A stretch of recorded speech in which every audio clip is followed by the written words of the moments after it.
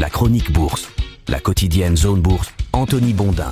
Bonjour et bienvenue dans ce point de marché Zone Bourse du mardi 19 mai 2026. Aujourd'hui, ça s'appelle la bourse est toujours allergique aux hausses de taux. Les marchés actions auraient bien besoin d'une actu un petit peu clinquante dans le domaine de l'IA pour relancer le moteur de la fusée haussière. Il s'agira d'ailleurs peut-être de la publication des résultats attendus demain soir après la clôture de Wall Street du côté de Nvidia. En attendant, les oiseaux de mauvais augure du marché obligataire occupent le devant de la scène et pèsent sur les indices boursiers en ce début de semaine. Le Nasdaq 100 a baissé lors des séances de vendredi, c'était moins 1,5%, et de lundi, c'était moins 0,45%. Alors ça n'a l'air de rien comme ça, mais c'est seulement la seconde fois depuis la fin du mois de mars qu'il recule sur 2 journées consécutives. L'appétit pour le risque des investisseurs n'a pas disparu, mais il est quand même un petit peu contrarié par un signal négatif qui surpasse tous ceux qui l'avaient précédé, ou plus précisément qui les cristallise. Je demande par avance d'ailleurs pardon aux puristes de l'obligataire pour les raccourcis qui vont suivre, mais je n'ai ni les compétences ni la place pour creuser davantage le sujet, donc j'ai là que je simplifie, je trivialise. Ce signal négatif dont je vous ai déjà rabâché les oreilles avec mon collègue Antoine depuis des jours, eh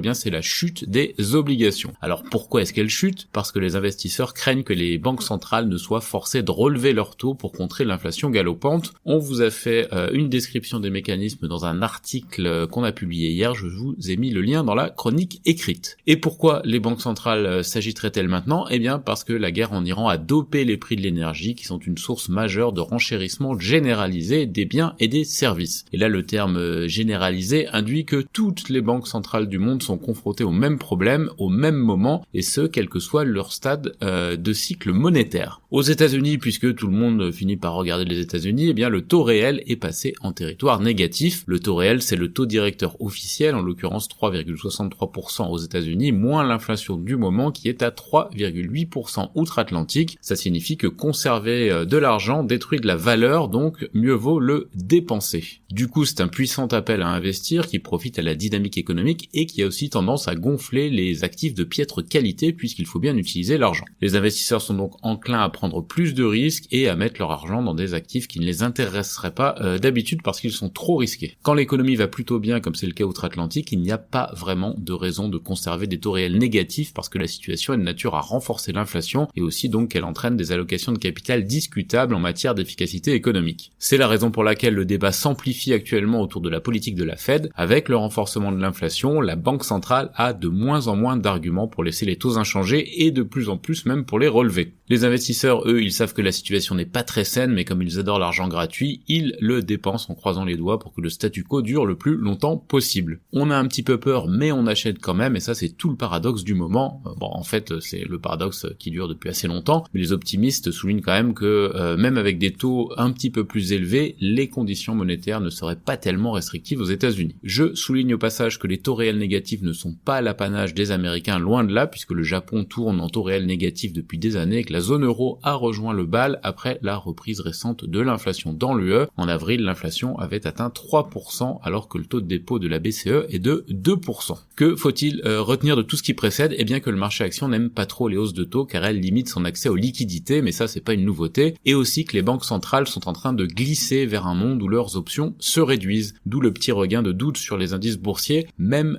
s'il faut souligner que l'Europe a plutôt bien géré son affaire hier en démarrant la semaine dans le vert à de rares exceptions près. Le contexte donne aussi un prétexte pour prendre quelques bénéfices sur des dossiers en surchauffe notoire. Par exemple, la star des puces mémoire Micron vient de perdre 15% en 4 séances, ce qui ne l'empêche pas quand même d'afficher 600% de gains sur un an. La principale variable d'ajustement de l'évolution des taux reste la situation en Iran, on l'aura bien compris. Le pétrole a un petit peu baissé cette nuit après que Donald Trump a révélé avoir annulé une frappe sur l'Iran après une reprise de contact jugée sérieuse avec Téhéran en vue d'un accord de paix. Les déclarations n'engagent que ceux qui les écoutent. Le feuilleton continue donc, et plus c'est long, moins c'est bon pour l'inflation. Dans le reste de l'actualité, Vladimir Poutine sera à Pékin aujourd'hui pour s'entretenir avec Xi Jinping. Le Financial Times croit savoir que le président chinois a glissé à Donald Trump que Vladimir Poutine pourrait finir par regretter son invasion de l'Ukraine. L'agenda macro, il est peu étoffé aujourd'hui, et côté société, ce sont les résultats de Home Depot qui vont concentrer l'attention aujourd'hui aux États-Unis en tant que miroir de la consommation et des prix outre-Atlantique. En Asie-Pacifique, l'Australie, l'Inde et Hong Kong évoluent en hausse ce matin. C'est plus compliqué en Corée du Sud où on perd 3% et à Taïwan moins 1% à cause des dégagements sur le secteur des puces. Tokyo perd 0,4% pour la même raison. Les indicateurs européens, eux, ils sont plutôt vert clair alors que les futurs américains regardent toujours vers le bas. Côté actu des sociétés en France, ArcelorMittal a placé 23,9 millions d'actions Vallourec pour 620 millions d'euros. A priori, ce serait un prix de placement de 24 euros par action. Safran est sur le point d'acquérir le pôle de renseignement militaire de Kairos. Vinci Construction rachète le canadien Modern Group of Companies. Le traitement de Sanofi contre une maladie pulmonaire rare surpasse les soins standards en essai clinique. Accor a prolongé son partenariat avec le PSG jusqu'en 2030. La Société Générale a été sanctionnée d'une amende de 20 millions d'euros par l'ACPR pour de graves manquements d'informations et de conseils dans ses offres groupées de services. Amundi fait évoluer son organisation. Le trafic du groupe ADP enregistre une baisse de 4,9% en avril 2026. Covivio a réalisé une nouvelle acquisition hôtelière à Torremolinos en Espagne. Banijay a confirmé ses prévisions à l'issue du T1. Arverne et la Banque des Territoires accélèrent la géothermie en Île-de-France. Sogeclair envisage de céder sa branche d'ingénierie à Airbus. Equinox s'associe à Proximus Wholesale pour lancer de nouveaux réseaux pilotés par logiciel en Belgique. Et on a des actus du côté de Monakea, Valerio Therapeutics, Carbios, Teract et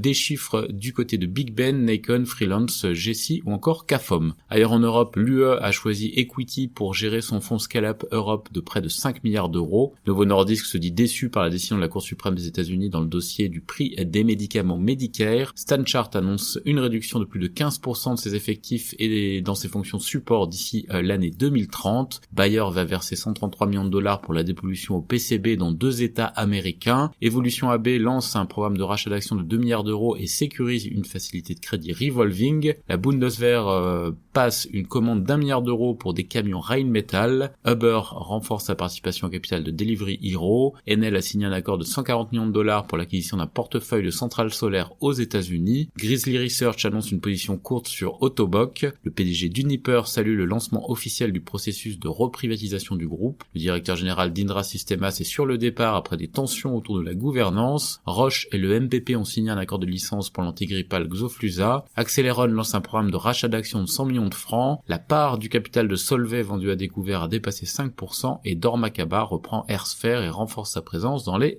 aéroports. Côté Amérique du Nord, Google et Blackstone s'associent pour concurrencer CoreWeave. Meta déploie de nouvelles fonctionnalités sur ses lunettes IA. Ford est en pourparlers pour fournir des camions militaires en Europe et en Amérique du Nord. Le CEO de Nvidia, Jensen Huang, s'attend à ce que les autorités chinoises finissent par autoriser l'importation des puces d'IA en provenance des États-Unis. Dell déploie l'IA agentique prête pour la production du poste de travail au centre de données. Apple annonce un événement spécial à l'Apple Park le 8 juin. La start-up de puces IA Testtorrent susciterait l'intérêt d'Intel et de Qualcomm selon Bloomberg. Toujours selon Bloomberg, Analog Devices serait sur le point de racheter Empower pour 1,5 milliard de dollars. Et sur l'agenda des publics aux États-Unis, on a donc The Home Depot et Keysight. Ailleurs dans le monde, un jury américain condamne Takeda à verser 885 millions de dollars dans l'affaire antitrust Amitida. Le laboratoire va faire appel. Reliance est en discussion avec CATL et d'autres acteurs pour des composants de stockage d'énergie par batterie, révèle Bloomberg. Adani Enterprise conclut un accord transactionnel de 275 millions de dollars avec le Trésor américain. BYD lance une version améliorée de son SUV amiral Denza. Samsung et son syndicat réduisent leurs divergences, mais le titre perd 4% en Corée du Sud. Et Sony relève les tarifs de sa PlayStation Plus pour les nouveaux utilisateurs dans certaines régions. C'est terminé pour ce point de marché du jour. Je vous souhaite une très bonne journée.